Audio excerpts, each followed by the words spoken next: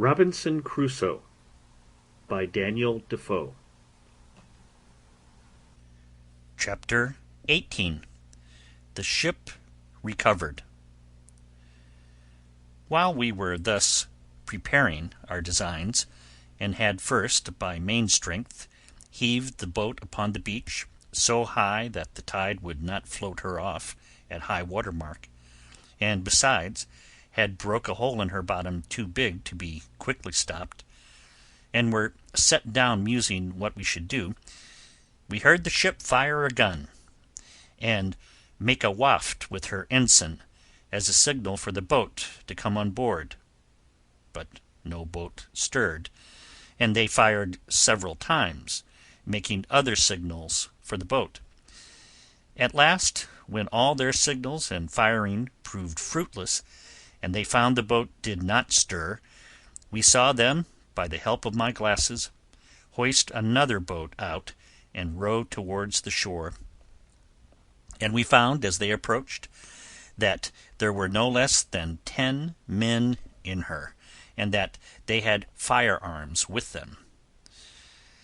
As the ship lay almost 2 leagues from the shore, we had a full view of them as they came, and a plain sight even of their faces, because the tide having set them a little to the east of the other boat, they rowed up under shore,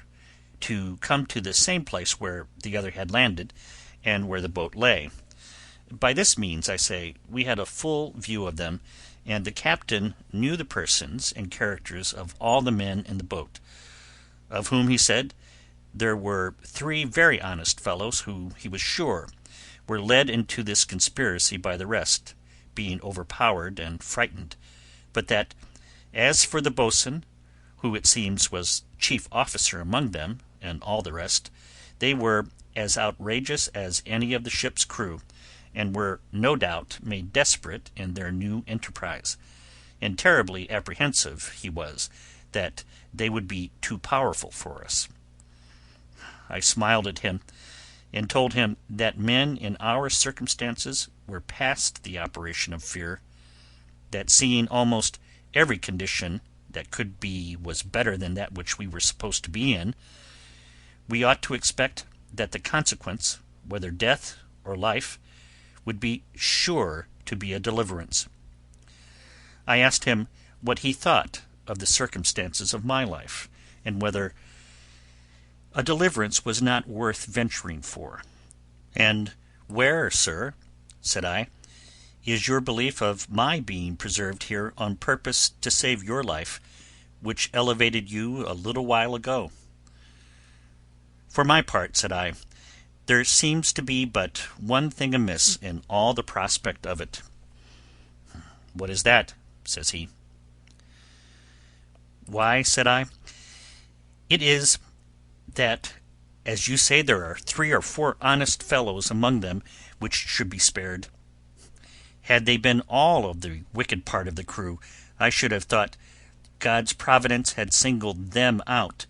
to deliver them into your hands. For depend upon it, every man that comes ashore is our own, and shall die or live as they behave to us." As I spoke this with a raised voice and cheerful countenance, I found it greatly encouraged him, so we vigorously set to our business. We had, upon the first appearance of the boat's coming from the ship, considered of separating our prisoners, and we had indeed secured them effectually. 2 of them, of whom the captain was less assured than ordinary, I sent with Friday, and one of the 3 delivered men to my cave, where they were remote enough, and out of danger of being heard or discovered, or of finding their way out of the woods, if they could have delivered themselves. Here they left them bound, but gave them provisions, and promised them, if they continued there quietly, to give them their liberty in a day or 2, but that if they attempted their escape, they should be put to death without mercy. They promised faithfully to bear their confinement with patience, and were very grateful that they had such good usage as to have provisions and light left them, for Friday gave them candles, such as we made ourselves, for their comfort, and they did not know but that he stood sentinel over them at the entrance. The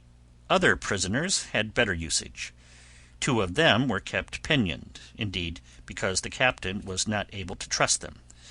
But the other 2 were taken into my service upon the captain's recommendation, and upon their solemnly engaging to live and die with us. So with them and the 3 honest men we were 7 men, well armed. And I made no doubt we should be able to deal well enough with the 10 that were coming, considering that the captain had said there were 3 or 4 honest men among them also. As soon as they got to the place where their other boat lay, they ran their boat into the beach and came all on shore, hauling the boat up after them, which I was glad to see,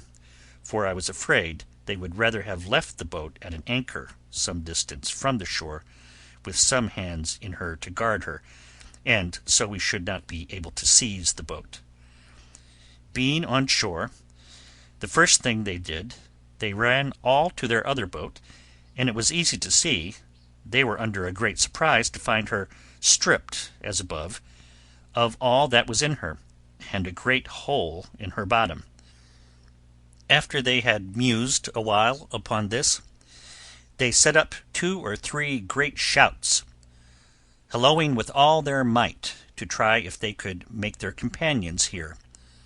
But all was to no purpose. Then they came all close in a ring, and fired a volley of their arms, which indeed we heard, and the echoes made the woods ring. But it was all one. Those in the cave, we were sure, could not hear, and those in our keeping, though they heard it well enough, yet durst give no answer to them.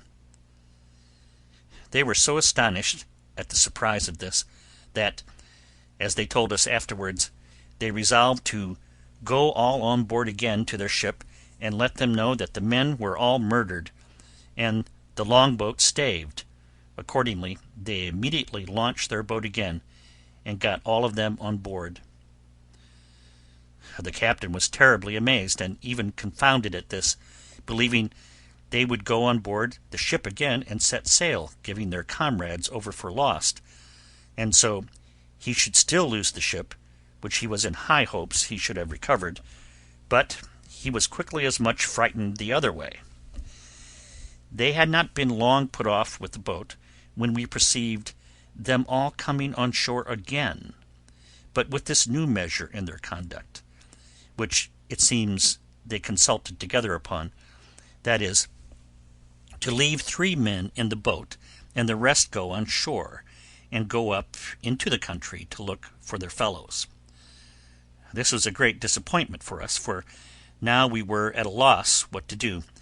as our seizing those 7 men on shore would be no advantage to us if we let the boat escape, because they would row away to the ship, and then the rest of them would be sure to weigh and set sail, and so our recovering the ship would be lost. However, we had no remedy but to wait and see what the issue of things might present. The 7 men came on shore, and the 3 who remained in the boat put her off to a good distance from the shore, and came to an anchor to wait for them, so that it was impossible for us to come at them in the boat. Those that came on shore kept close together, marching towards the top of the little hill upon which my habitation lay, and we could see them plainly, though they could not perceive us. We should have been very glad if they would have come nearer to us, so that we might have fired at them, or that they would have gone farther off, that we might come abroad. But when they were come to the brow of the hill, where they could see a great way into the valleys and woods, which lay towards the northeast part, and where the island lay lowest,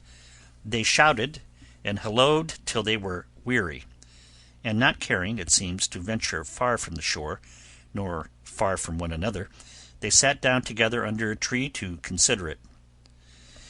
Had they thought fit to go to sleep there, as the other part of them had done, They had done the job for us, but they were too full of apprehensions of danger to venture to go to sleep, even though they could not tell what the danger was they had to fear. The captain made a very just proposal to me upon this consultation of theirs, that is, that perhaps they would all fire a volley again to endeavor to make their fellows hear, and that we should all sally upon them just at the juncture when their pieces were all discharged,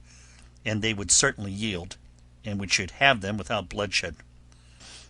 I liked this proposal, provided it was done while we were near enough to come up to them before they could load their pieces again. But this event did not happen, and we lay still a long time, very irresolute what course to take. At length I told them there would be nothing done, in my opinion, till night, and then, if they did not return to the boat, perhaps we might find a way to get between them and the shore, and so might use some stratagem with them in the boat to get them on shore. We waited a great while, though very impatient for their removing, and were very uneasy when, after long consultation, we saw them all start up and march down towards the sea. It seems they had such dreadful apprehensions of the danger of the place that they resolved to go on board the ship again, give their companions over for lost, and so go on with their intended voyage with the ship. As soon as I perceived them go towards the shore, I imagined it to be as it really was, that they had given over their search and were going back again, and the captain, as soon as I told him my thoughts, was ready to sink at the apprehensions of it. But I presently thought of a stratagem to fetch them back again, and which answered my end to a tittle. I ordered Friday and the captain's mate to go over the little creek westward towards the place where the savages came on shore, when Friday was rescued, and so soon as they came to a little rising ground at about half a mile distant, I bid them "Hello out" as loud as they could, and wait till they had found the seamen heard them, that as soon as ever they heard the seamen answer them, they should return it again,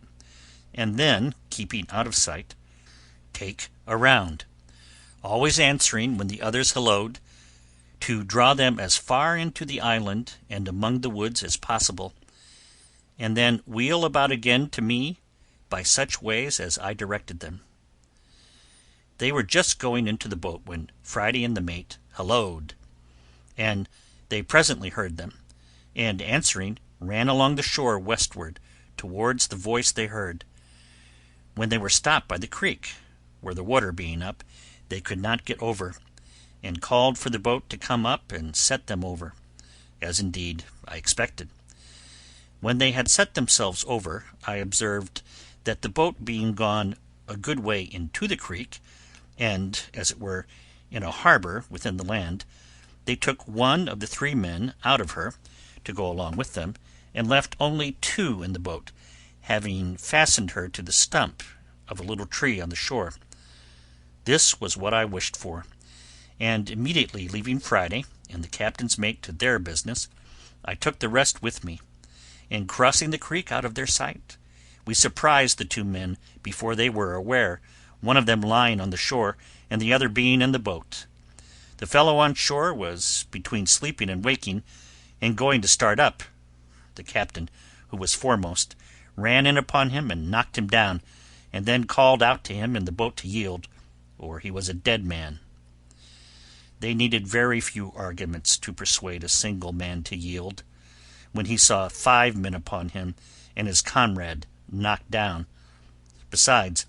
this was, it seems, one of the 3 who were not so hardy in the mutiny as the rest, and therefore was easily persuaded not only to yield, but afterwards to join very sincerely with us. In the meantime, Friday and the captain's mate so well managed their business, with the rest that they drew with them, by hallooing and answering, from one hill to another, and from one wood to another, till they not only heartily tired them, but left them where they were, very sure they would not reach back to the boat before it was dark, and indeed they were heartily tired themselves also, by the time they came back to us. We had nothing now to do but to watch for them in the dark, and to fall upon them, so as to make sure work with them. It was several hours after Friday came back to me, before they came back to their boat, and we could hear the foremost of them, long before they came quite up, calling to those behind to come along, and could also hear them answer, and complain how lame and tired they were, and not able to come any faster, which was very welcome news to us. At length they came up to the boat, but it is impossible to express their confusion when they found the boat fast aground in the creek, the tide ebbed out, and their 2 men gone. We could hear them call one to another in a most lamentable manner, telling one another they were got into an enchanted island, that either there were inhabitants in it, and they should all be murdered, or else there were devils and spirits in it, and they should all be carried away and devoured. They hallooed again, and called their 2 comrades by their names a great many times, but no answer. After some time we could see them, by the little light there was, run about, wringing their hands like men in despair, and sometimes they would go and sit down in the boat to rest themselves, then come ashore again and walk about again, and so the same thing over again. My men would fain have had me give them leave to fall upon them at once in the dark, but I was willing to take them at some advantage, so as to spare them and kill as few of them as I could, and especially I was unwilling to hazard the killing of any of our men, knowing the others were very well armed. I resolved to wait, to see if they did not separate, and therefore, to make sure of them, I drew my ambuscade nearer, and ordered Friday and the captain to creep upon their hands and feet, as close to the ground as they could, that they might not be discovered, and get as near them as they could possibly before they offered to fire. They had not been long in that posture, when the boatswain, who was the principal ringleader of the mutiny, and had now shown himself the most dejected and dispirited of all the rest, came walking towards them, with 2 more of the crew. The captain was so eager at having this principal rogue so much in his power, that he could hardly have patience to let him come so near as to be sure of him, for they only heard his tongue before. But when they came nearer, the captain and Friday, starting up on their feet, let fly at them. The boatswain was killed upon the spot. The next man was shot in the body, and fell just by him, though he did not die till an hour or 2 after, and the 3rd ran for it. At the noise of the fire, I immediately advanced with my whole army, which was now 8 men, that is, myself, generalissimo, Friday, my lieutenant general, the captain and his 2 men, and the 3 prisoners of war whom we had trusted with arms. We came upon them indeed in the dark, so that they could not see our number, and I made the man they had left in the boat, who was now one of us, to call them by name, to try if I could bring them to a parley, and so perhaps might reduce them to terms, which fell out just as we desired, for indeed it was easy to think, as their condition then was, they would be very willing to capitulate. So he calls out as loud as he could to one of them, "Tom Smith! Tom Smith!" Tom Smith answered immediately, "Is that Robinson?" for it seems he knew the voice. The other answered, "Aye, aye! For God's sake, Tom Smith, throw down your arms and yield, or you are all dead men this moment." Who must we yield to? Where are they?" says Smith again. "Here they are," says he. "Here's our captain, and 50 men with him have been hunting you these 2 hours. The boatswain's killed, Will Fry is wounded, and I am a prisoner, and if you do not yield, you are all lost." "Will they give us quarter then?" says Tom Smith, "and we will yield." "I'll go and ask, if you promise to yield," said Robinson.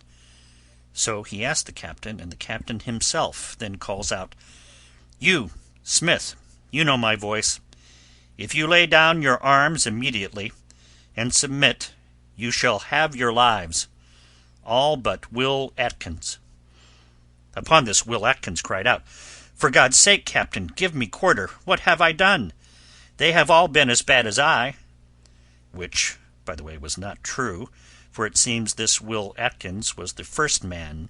that laid hold of the captain when they first mutinied, and used him barbarously in tying his hands and giving him injurious language. However, the captain told him he must lay down his arms at discretion, and trust to the governor's mercy, by which he meant me, for they all called me governor. In a word,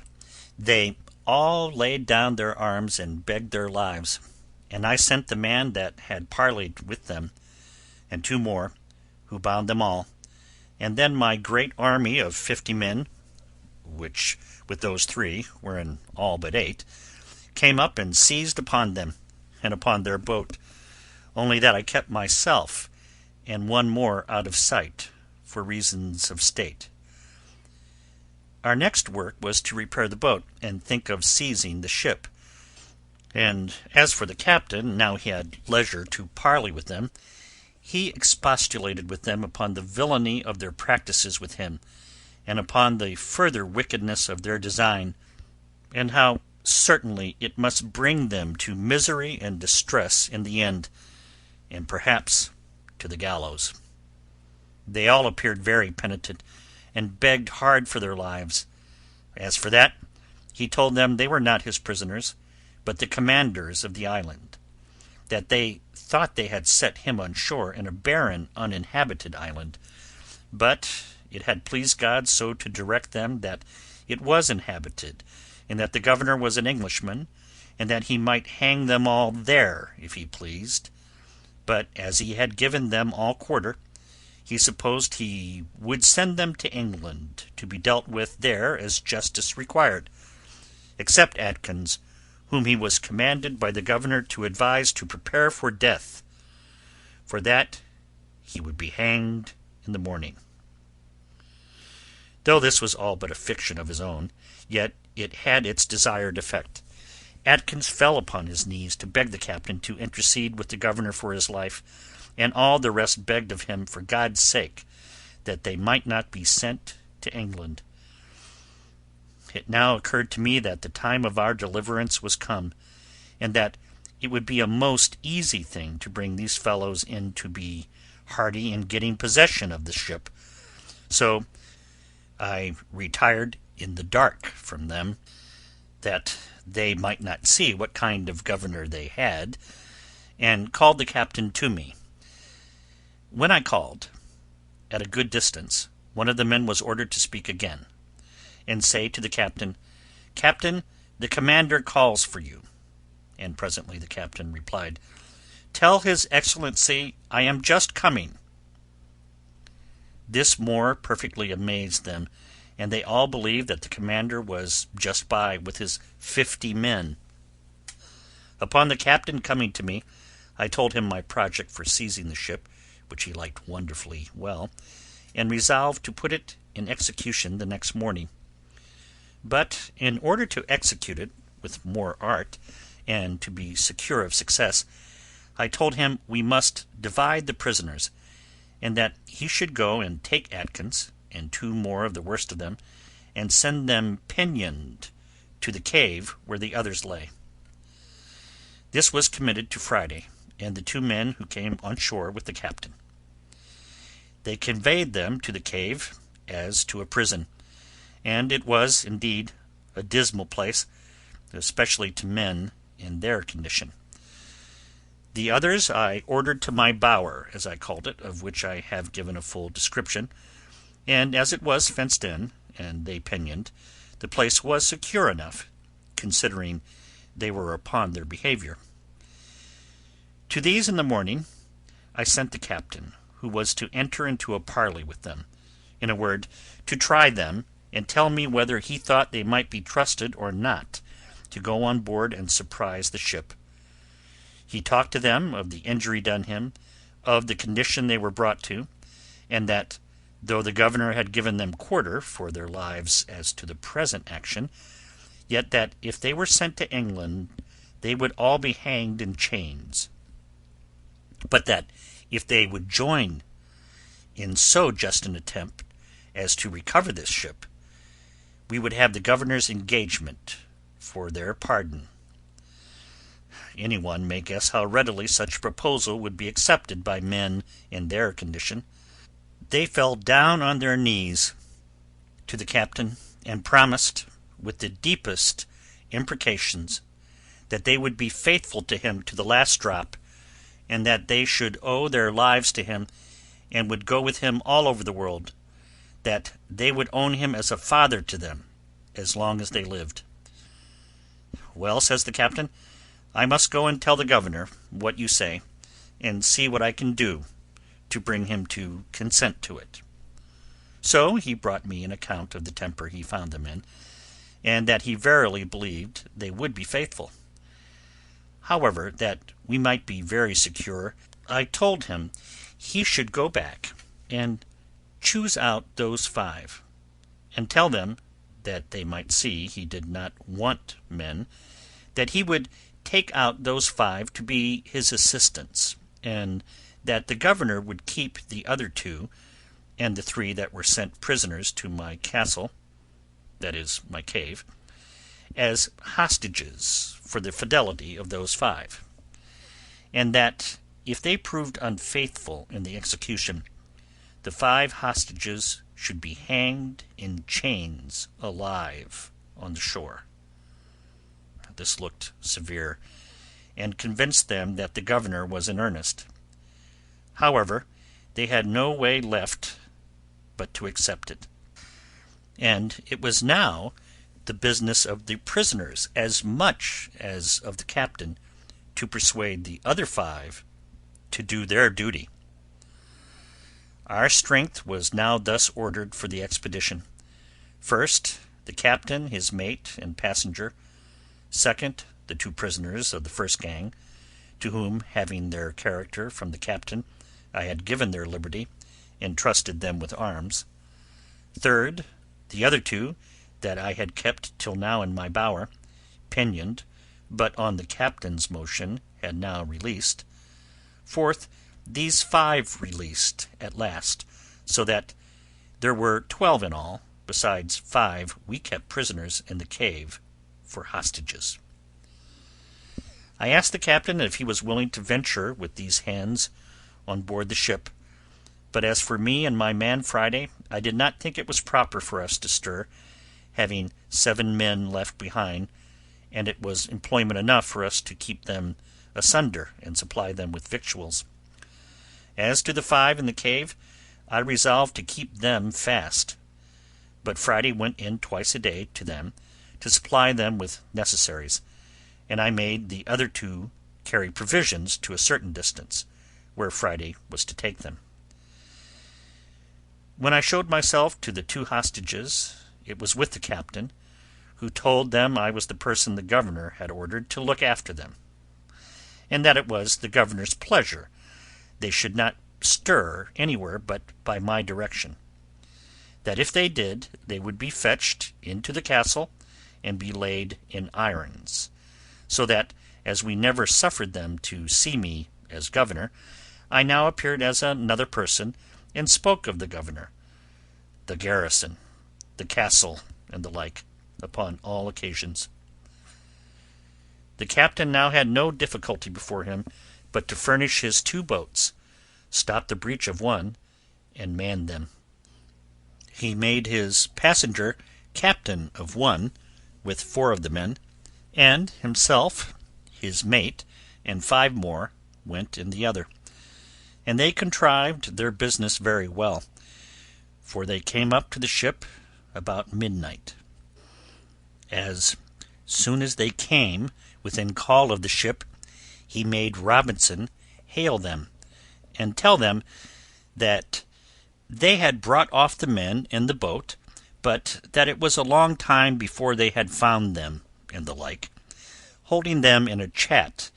till they came to the ship's side, when the captain and the mate, entering first with their arms, immediately knocked down the second mate and the carpenter with the butt end of their muskets, being very faithfully seconded by their men. They secured all the rest that were upon the main and quarter decks, and began to fasten the hatches, to keep them down that were below, when the other boat and their men, entering at the forechains, secured the forecastle of the ship, and the scuttle which went down into the cook-room, making 3 men they found there prisoners. When this was done,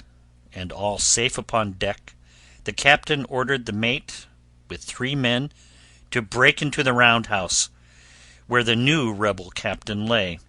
who, having taken the alarm, had got up, and with 2 men and a boy had got firearms in their hands,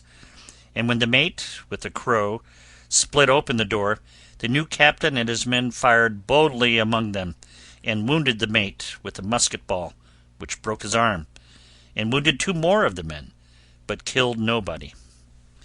The mate, calling for help, rushed, however, into the round-house, wounded as he was, and with his pistol shot the new captain through the head, the bullet entering at his mouth, and came out again behind one of his ears, so that he never spoke a word more. Upon which the rest yielded, and the ship was taken effectually, without any more lives lost. As soon as the ship was thus secured, the captain ordered 7 guns to be fired, which was the signal agreed upon with me to give me notice of his success, which you may be sure I was very glad to hear, having sat watching upon the shore for it till near 2 o'clock in the morning. Having thus heard the signal plainly, I laid me down, and it having been a day of great fatigue to me, I slept very sound, till I was surprised with the noise of a gun, and presently, starting up, I heard a man call me by the name of "Governor! Governor!" and presently I knew the captain's voice, when, climbing up to the top of the hill, there he stood, and pointing to the ship, he embraced me in his arms. "My dear friend and deliverer," says he, "there's your ship, for she is all yours, and so are we, and all that belong to her." I cast my eyes to the ship,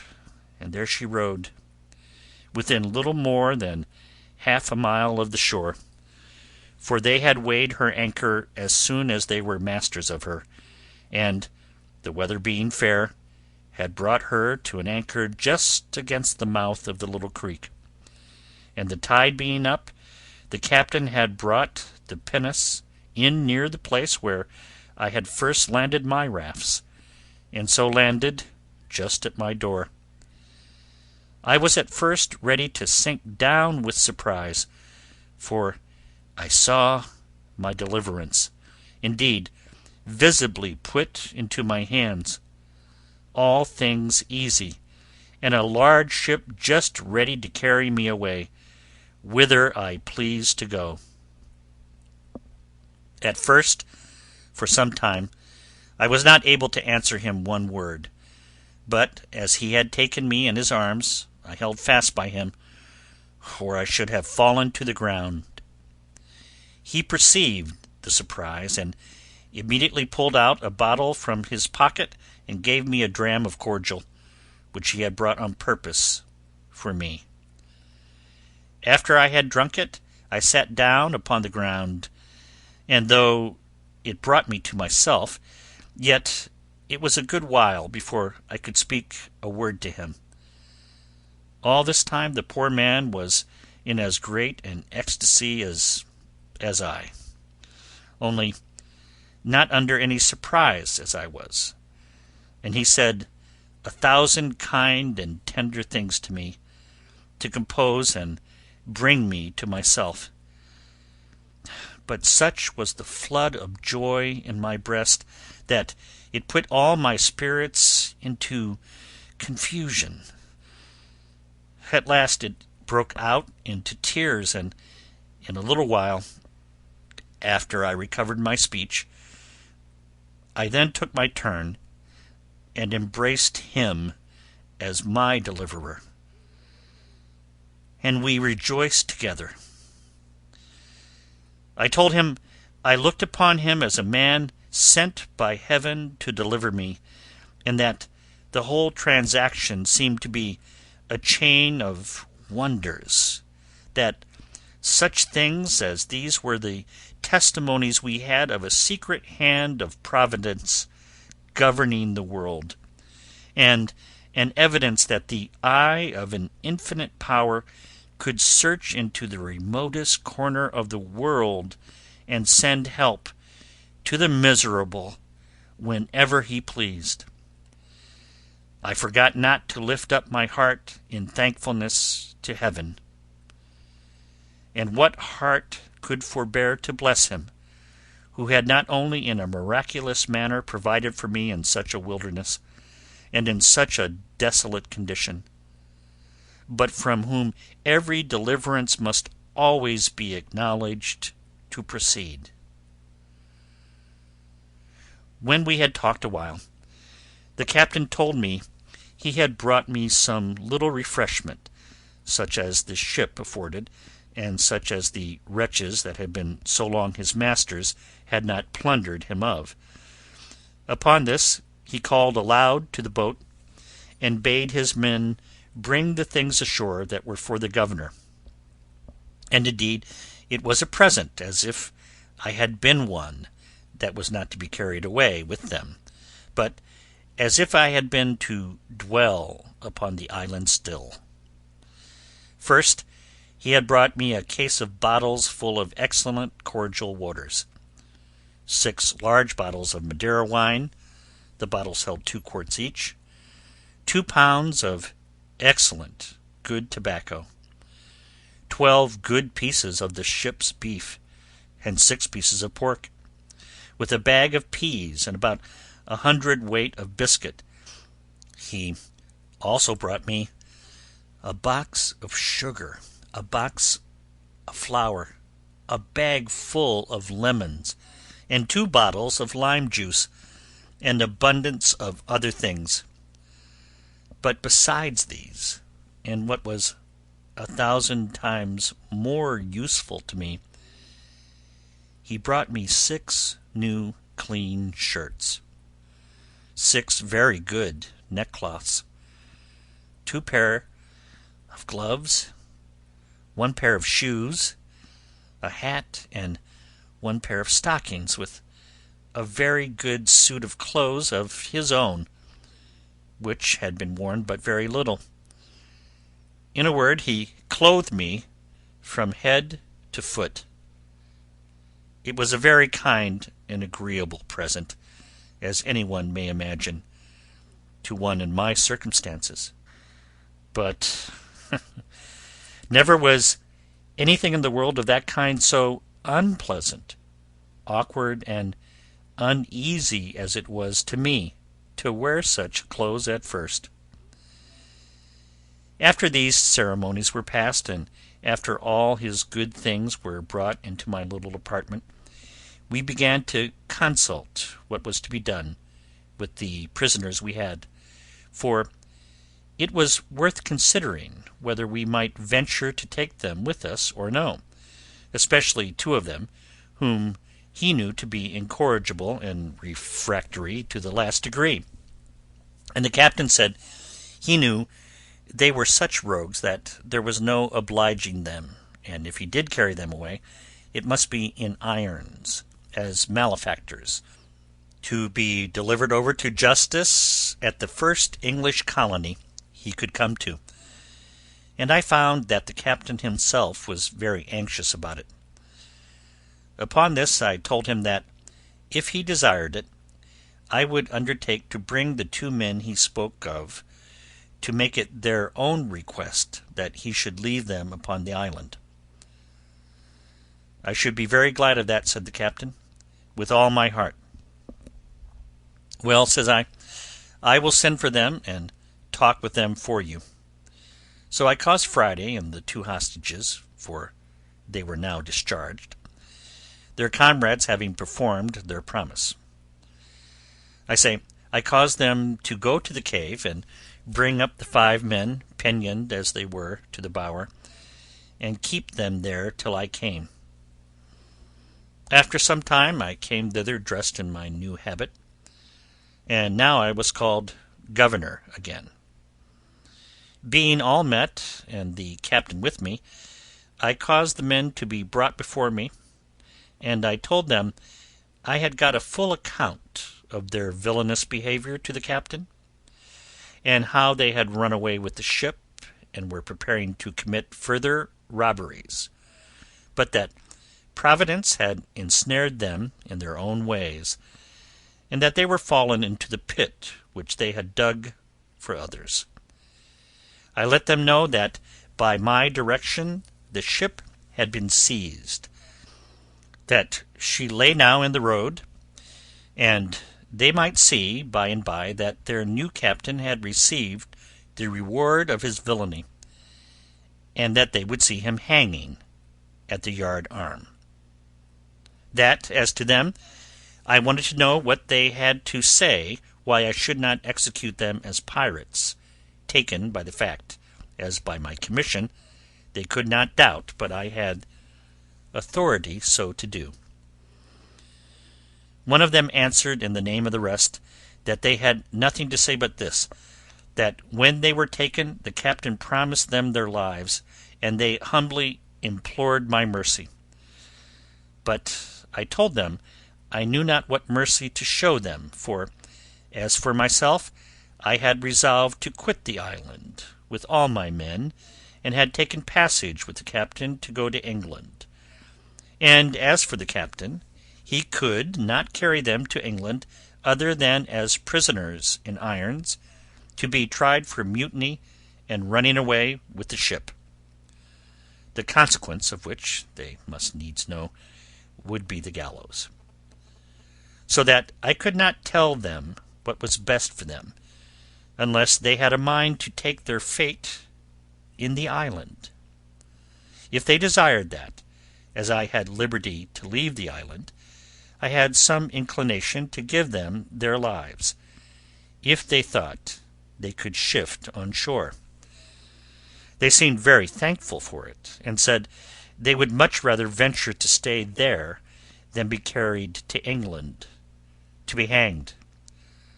So I left it on that issue. However, the captain seemed to make some difficulty of it, as if he durst not leave them there. Upon this, I seemed a little angry with the captain, and told him that they were my prisoners, not his, and that seeing I had offered them so much favour, I would be as good as my word,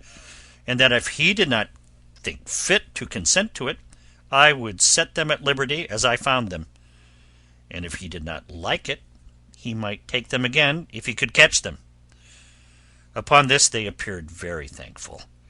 and I accordingly set them at liberty, and bade them retire into the woods, to the place whence they came, and I would leave them some firearms, some ammunition, and some directions how they should live very well if they thought fit. Upon this I prepared to go on board the ship, but told the captain I would stay that night to prepare my things, and desired him to go on board in the meantime, and keep all right in the ship, and send the boat on shore next day for me, ordering him, at all events, to cause the new captain, who was killed, to be hanged at the yardarm, that these men might see him. When the captain was gone, I sent for the men up to me to my apartment, and entered seriously into discourse with them on their circumstances. I told them I thought that they had made a right choice, that if the captain had carried them away, they would certainly be hanged. I showed them the new captain hanging at the yardarm of the ship, and told them they had nothing less to expect. When they had all declared their willingness to stay, I told them I would let them into the story of my living there, and put them into the way of making it easy to them. Accordingly, I gave them the whole history of the place, and of my coming to it, showed them my fortifications, the way I made my bread, planted my corn, cured my grapes, and, in a word, all that was necessary to make them easy. I told them the story of the 17 Spaniards that were to be expected, for whom I had left a letter, and made them promise to treat them in common with themselves. Here it may be noted that the captain, who had ink on board, was greatly surprised that I never hit upon a way of making ink of charcoal and water, or of something else, as I had done things much more difficult. I left them my firearms, that is, 5 muskets, 3 fowling pieces, and 3 swords. I had above a barrel and a half of powder left, for after the first year or two I used but little, and wasted none. I gave them a description of the way I managed the goats, and directions to milk and to fatten them, and to make both butter and cheese. In a word, I gave them every part of my own story, and told them I should prevail with the captain to leave them 2 barrels of gunpowder more, and some garden seeds, which I told them I would have been very glad of. Also, I gave them the bag of peas which the captain had brought me to eat, and bade them to be sure to sow and increase them. End of chapter 18.